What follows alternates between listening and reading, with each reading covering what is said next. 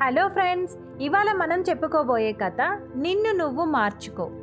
చంద్రవాహన అనే రాజు వేట కోసం వెళ్ళి వచ్చే దారిలో ప్రజల యోగక్షేమాలు కనుక్కుందామని గుర్రం మీద నుండి కిందకు దిగి పాదాల మీద నడుస్తూ రాజ్యానికి చేరుకున్నాడు. రాళ్లు నిండిన రోడ్ల మీద నడవటంతో తన కాళ్ళు బాగా నొప్పి పెట్టాయి. వెంటనే తన మంత్రులకు రాజ్యం మొత్తం చర్మంతో కప్పండి అని ఆర్డర్ వేశాడు. మంత్రులు షాక్ అయ్యారు. రాజ్యమంతా చర్మంతో కప్పాలి అంటే ఎన్నో జంతువుల్ని చంపాలి, పైగా ఖర్చుతో కూడుకుంది అని వాళ్ళలో వాళ్ళే అనుకున్నారు. అయినా రాజుకు ఎదురు చెప్పే ధైర్యం ఎవ్వరూ చేయలేదు.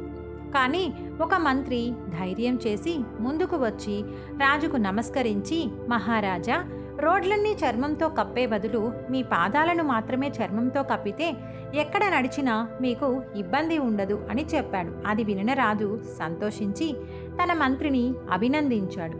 నీతి: ప్రపంచాన్ని మార్చడం కంటే మన దృష్టి కోణాన్ని మార్చటం ఉత్తమం.